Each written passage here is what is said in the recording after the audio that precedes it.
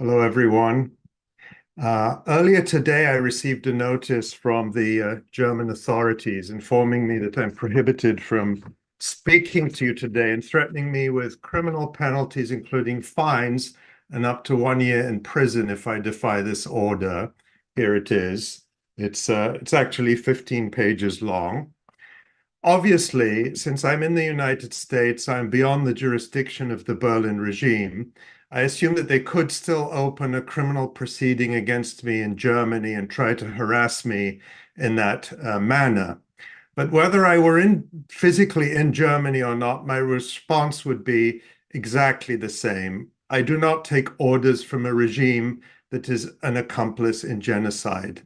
And I take inspiration from the words of Martin Luther King Jr., who wrote in 1963, while he was jailed in Birmingham, Alabama, for civil disobedience against the white supremacist regime here in the United States, he wrote the following, and I quote, "There are just laws and there are unjust laws. I would be the first to advocate obeying just laws. One has not only a legal but a moral responsibility to obey just laws. Conversely, one has a moral responsibility to disobey unjust laws." End of quote. And of course, I take inspiration from that, and I'm solely responsible for my choice. No one else is responsible for my actions. You may recall that I was supposed to join you virtually in April to speak at the Palestine Congress in Berlin. But of course, as we all know, the jackbooted thugs of the Berlin regime raided the conference, cut off the electricity, and shut it down in the most brutal and authoritarian manner. They imposed an entry ban on the great Dr. Hassan Abu Sittah, who had spent 43 days treating victims of the German-backed Zionist genocide in Gaza. But the Berlin regime stopped him at the airport and deported him. Because I had not planned to travel to Germany in person myself in April, we were not sure if the Berlin regime had also imposed a similar ban on me. But in recent weeks, with the help of a lawyer, we determined that, in fact, the Berlin regime did also impose a political ban on me and a travel ban, which they have now renewed. Of course, I'm not the only one to face this fascistic repression from the regime in Berlin, and I'm aware that others face even more unjust persecution by these undemocratic thugs. I want to express my solidarity with everyone in Germany being persecuted by this regime, beaten in the streets and silenced in the press and in universities when you speak out against the German-backed Zionist genocide. I want particularly to express my solidarity with Palestinians and their Jewish comrades in Germany being persecuted by the authorities for standing up for Palestinian rights and liberation. Germany is a country today where Jews are targeted, arrested, beaten, and banned for speaking out against the totalitarian, racist, fascist, genocidal ideology of Zionism. It is a country where Palestinians face state-sanctioned hatred and incitement simply for being Palestinian. It is a shocking and painful reality, but I want you to know that people all over the world stand with you, and we look forward to the day when the darkness lifts from over Germany and Europe, and we witness the dawn of democracy and freedom. In my comments now, I want to focus on a question that no doubt concerns many of us. Why is the regime in Berlin, which claims to be a modern democracy that has learned the so-called lessons of history, once again supporting, arming, funding, and participating in a genocide, the genocide of the Palestinian people being perpetrated by the Zionist regime occupying Palestine? How can the German state, after perpetrating holocausts against the Herero and Nama people and against Jewish, Sinti, and Roma people in Europe, be supporting a Zionist regime whose rhetoric and actions rival those of the Nazis in terms of scale, horror, and cruelty? I think part of the answer lies in debunking the myth that after World War II, West Germany, and now the reunified Germany, ever learned any lessons. There is the myth, which you are no doubt all taught in your schools, that after the war, there was a process of denazification, and that Germany got rid of its past and built a future based on democracy, human rights, tolerance, and European integration. Of course, any person who came from Turkey or Morocco or even Southern Europe during the 1950s until the 1970s to provide the labor for the so-called Wirtschaftswunder would have known very well that Germany never purged itself of deep and pervasive racism, only that the identity of the targets of this age-old hatred had changed. But let me focus on the so-called denazification, which was in fact very short-lived and very shallow. It very quickly after the war, the United States brought many top Nazis back into the government of West Germany in the context of the Cold War against the new enemy, the Soviet Union. Of course, although it's unfashionable in Europe to say it today, it was the Soviet Union which was primarily responsible for defeating the Hitler government. But the fear of communism led the Americans and their European vassals to embrace once again the Nazis, even if they now no longer called themselves Nazis and wore business suits instead of uniforms. We can see this all over the history of West Germany. Perhaps most notoriously, Kurt Kiesinger, who was Chancellor of West Germany in the 1960s, had been an active Nazi during the Hitler government. This was revealed by the journalist Beate Klasfeld, who showed how Kiesinger had close ties to Hitler's foreign minister von Ribbentrop and to Joseph Goebbels, the head of the German government's propaganda ministry during the Hitler administration. According to Klasfeld, Kiesinger was responsible for Nazi propaganda, including anti-Semitic radio broadcasts, and he worked closely with the SS. But he was not the only one. You will find today that many of the institutions of modern Germany were founded by or with Nazis. The first president of the German intelligence service, the BND or Bundesnachrichtendienst, was Reinhard Gehlen, who worked for the Nazi regime for the entire period from 1933 to 1945 and was the head of Hitler's anti-Soviet intelligence organization. Following the war, Gehlen continued to operate the so-called Gehlen Organization, a secret anti-communist organization closely affiliated with the CIA. The Gehlen Organization was made up of many senior Nazis. In 1956, the government of West Germany formally turned the Gehlen Organization into the BND, and under the instructions of Konrad Adenauer, the BND hired many veterans of Hitler's SS and SD. Much of this history was revealed decades ago when the United States declassified a large number of documents related to its dealings with Nazis after World War II. Nazism infested many other aspects of the West German state. For example, in 2016, there was a famous study that found that the West German Justice Ministry was infested with Nazis until long after the war. It found that in 1957, 77% of senior ministry officials were former members of Adolf Hitler's Nazi Party, a higher proportion even than during the Third Reich. The study found that between 1949 and the early 1970s, 90 of the 170 top ministry officials were former Nazi Party members, and many had served as judges who had handed down death sentences during the Hitler administration. There is even an article in Der Spiegel from 2012 headlined "The Role Ex-Nazis Played in Early West Germany," and it states that, quote, "New documents reveal just how many officials from the Nazi regime found new jobs in Bonn. A surprising number were chosen for senior government positions," end quote. But in reality, this would not have been a surprise to anyone in power. We should note, by contrast, that in the German Democratic Republic, there was a systematic process of denazification, although, of course, it could not be total. Of course, the phenomenon of re-Nazification was not limited just to West Germany. In fact, one could argue that rehabilitating and employing former members of the Hitler administration is the very basis of NATO and the Western Alliance.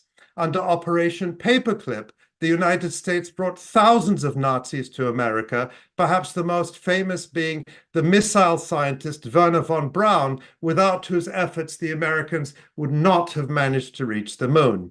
And across Europe, under Operation Gladio, the Americans armed secret anti-communist units, part of the so-called stay-behind armies, and many former Nazis were involved in that. The CIA also used gangs of former Nazis to foment an anti-communist uprising in Hungary in 1956, and these Nazis were responsible for massacring hundreds of Jews in the streets of Budapest under the pretext of fighting communism until the Soviet intervention put a halt to the massacres. Of course, this history is contrary to everything that you have perhaps taught in German schools. It's contrary to what I was taught too, but it's the reality. It is therefore no wonder that West Germany, as a vassal of the American Empire, stood on the wrong side of every liberation struggle after World War II. It is no wonder, for example, that West Germany adamantly opposed and resisted sanctions against apartheid South Africa, the racist regime whose leaders admired and modeled themselves on the Nazis. By contrast, the German Democratic Republic stood on the right side of every international struggle. It supported an armed liberation movements in Africa, including South Africa, against the barbarism of European colonialism. And it supported the legitimate Palestinian resistance against Zionist colonization, occupation, and oppression. So it is no wonder today that NATO is allied with the most nationalistic Nazi elements in Ukraine in a disastrous proxy war against Russia.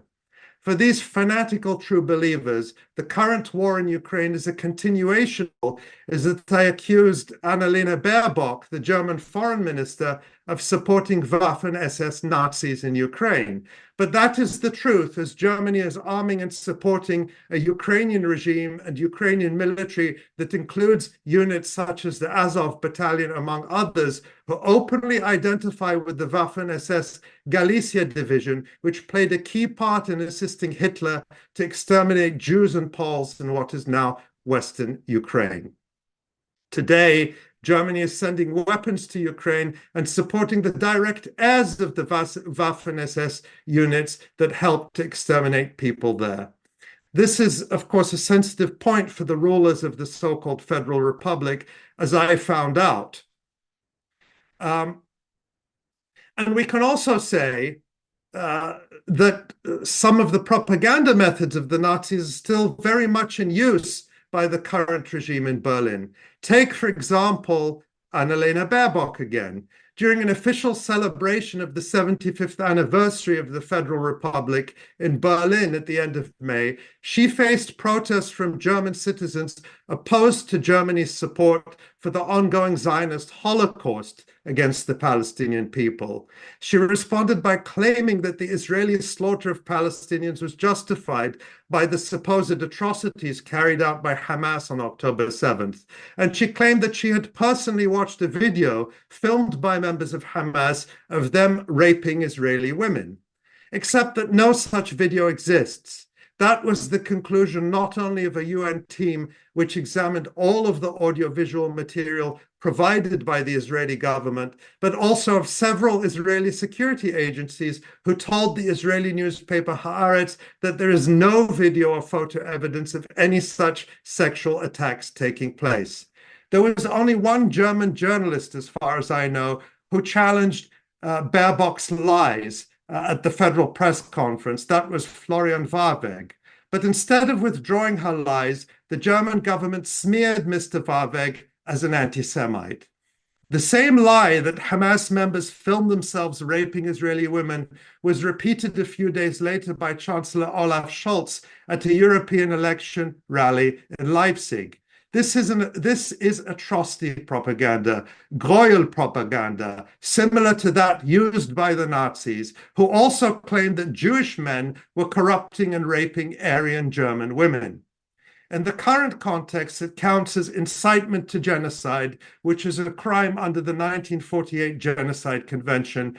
I therefore use this platform to call for Annalena Baerbock and Olaf Scholz, among others, to be investigated, charged, and tried under the Genocide Convention for incitement to genocide, along with their other willful and knowing criminal acts of complicity and participation in the ongoing Zionist genocide of the Palestinian people.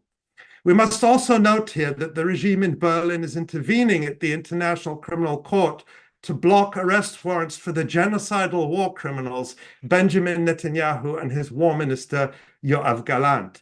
This is particularly perverse since the ICC is born out of the legal legacy of the Nuremberg trials, which brought some of the Nazi leaders to justice after World War II. Of course, I say some, since the others were given senior positions in the West German government. Finally, I want to address Germany's unconditional support for the illegitimate, racist, genocidal, settler colonial Zionist regime in Palestine. Today, Hitler's successors in the Reichstag and the Chancellery in Berlin claim that their support for Israel is born out of contrition and atonement for the crimes of the Hitler administration. The undeniable reality, however, is that the close relationship between Germany and Zionism long predates both the Second World War and the Holocaust. Before Zionism was adopted by some Jews, it was originally an anti-Semitic Protestant Christian project to redefine European Jews as aliens belonging to Asia, not as Europeans belonging to Europe. It was a fanatical millenarian project to remove Jews from Europe, in which German Protestants played a major part. And while the Nazi regime persecuted and then carried out a genocide against Jews, it did not necessarily view Zionism as its enemy. There is a long documented history of collaboration between the Nazis and the Zionists at the expense of Jews. One of the more notorious episodes was the agreement between Resho Kastner, the Zionist leader in Hungary, and Adolf Eichmann. Under the agreement, the Zionist organization in Hungary helped the Nazis to deport hundreds of thousands of Hungarian Jews to their deaths in Auschwitz in exchange for allowing a small number of Zionists to escape to Switzerland. After the war, Kastner went to Zionist-occupied Palestine and became an official in the Israeli government.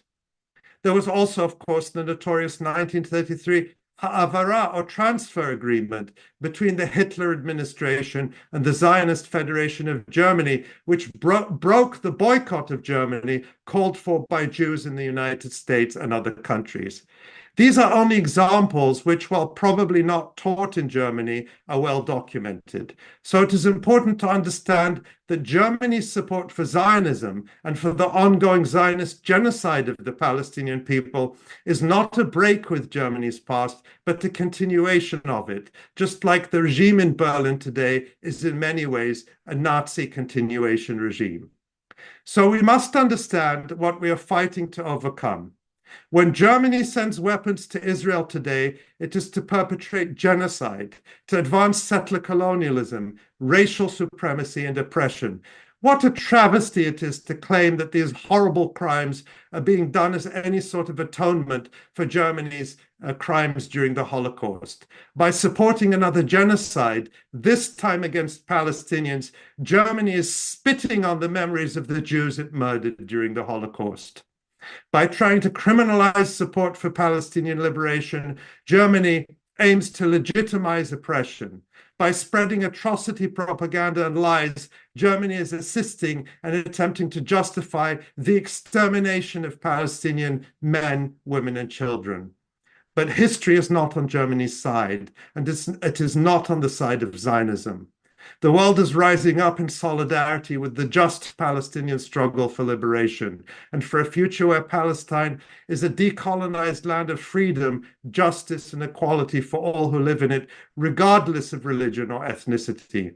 Nothing is more certain than this. From the river to the sea, Palestine will be free. Thank you.